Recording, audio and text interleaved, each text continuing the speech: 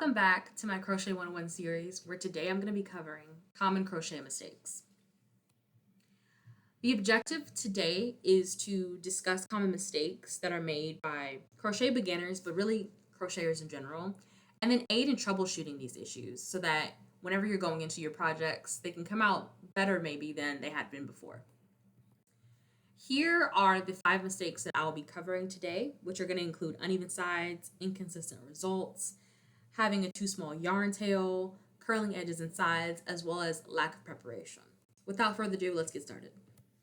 Now, our first mistake is uneven sides, which is typically caused by dropping or adding stitches. So if you've noticed that, let's say even if you're trying to do something as simple as like a square or a rectangle, you might be having a similar result to this, where it's just wonky, but you just can't put your finger on what it is. This is probably the cause of it. And what happens here is that if you've ever intentionally tried to do increases or decreases, you'll note that it usually involves something like either crocheting 2 stitches together or putting two or more stitches into one singular stitch.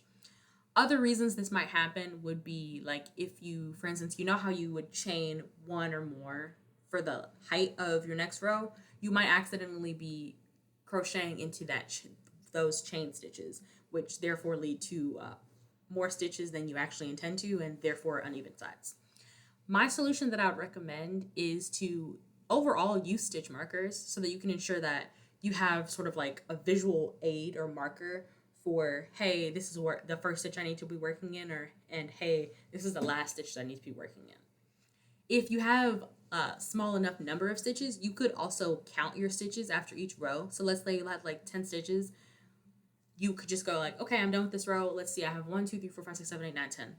And just keep doing that. But again, I only recommend this if you have a small number, because after a certain amount, I understand that it could be very tedious and no one wants to do that. Our next mistake is inconsistent results. Now, you might notice that like if you've done a pattern and you're super excited for it, most people, I think a good one would be like if you're trying to make a hat and you make it and then you realize after the fact like, oh, this is pretty big. This is bigger than I thought it was going to be.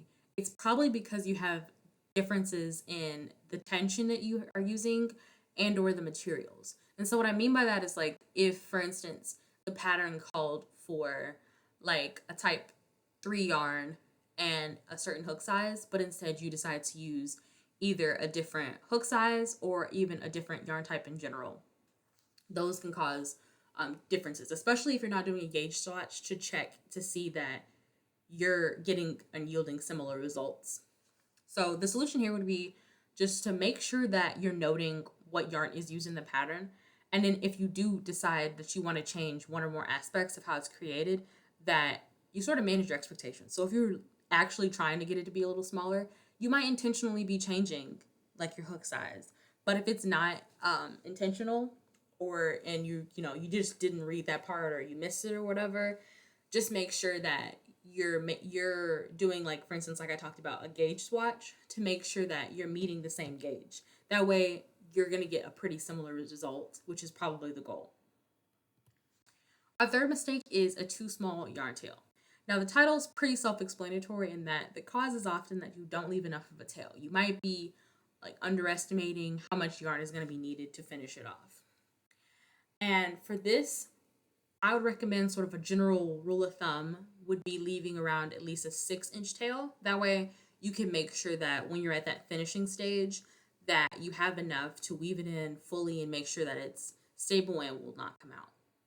Another extra tip that I would give is that if you're working on, let's say, a garment, whatever the seam sort of length that you have to do, make sure that you're using at least or saving at least 3 times the amount of yarn.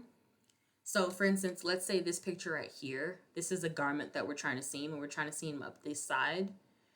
You wouldn't just leave enough for this, that's the length of this, you would do 3 times. So you'd measure out once, twice, 3 times, and then leave that as your tail.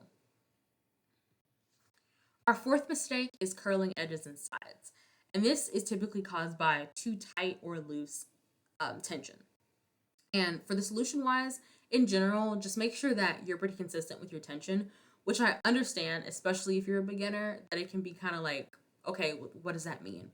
And what I would say in practice and doing that whole thing of maintaining consistent tension, it's really just going to come down to practice. So making gauge swatches is a good example of just like using different types of yarn and different hook sizes to get to a point where you're not having to like stop and really think about it. I think that's the overall sort of message here, is that you want to be sure that like you get to a place where you can comfortably be like, okay, whether I'm using a 2.5 millimeter or a 6 millimeter hook, and no matter what type of yarn I'm using, that I'm able to sort of get a good grasp on both the mechanics of making stitches as well as how I hold the yarn. Finally, we have underprepared, which similar to some of our other ones, the title is pretty self-explanatory. So this is typically caused by not reading or planning fully and properly. It can be pretty exciting when you're trying to work on a new project. You're super excited to see that result, but it also could lead to this lack of preparation where you don't necessarily read the pattern, or you just kind of like skim through it before you actually get into the process of starting. I have a video actually on how to read patterns if that's something that you either don't know about or you're not very well versed in. But you really want to avoid that feeling that you get when you're kind of working through a pattern because you jumped the gun and then you're like, oh, I actually needed that thing, or I needed these things and I didn't even know it. So then you have to stop your project, somehow retrieve that item or items, and then get back to doing the project. Another benefit of actually like fully reading through the pattern, like I'm talking from the very beginning when they're talking about like notes to the very end when you're going to finishing instructions, is that it increases your confidence. So it's kind of like if you've read a book and you go into doing like a pop quiz on it, as opposed to if you completely did not read the book and you're doing the pop quiz. Since you read the book, or in this case the pattern, you're fully prepared going into it, and once you get to certain points, it's actually more of like easier to pull that memory, and therefore is going to make you feel more proficient in your skills. Mistakes overall are inevitable, and I know they can be like pretty discouraging and almost make you feel like quitting, but without them, it's important to note that you wouldn't be able to grow your wisdom, skill, and technique. So fully embrace mistakes. When you can, practice on helping not repeat them. But overall, this is why I wanted to make the video, was just to kind of give a one-stop shop to the mistakes that you could make and how to avoid them. These are common, and I know there's far more outside of this, but I think this is a really good sort of set of mistakes and solutions to get you started, and for the most part fix these issues that you may be running into. Thank you so much for watching, and have a nice day.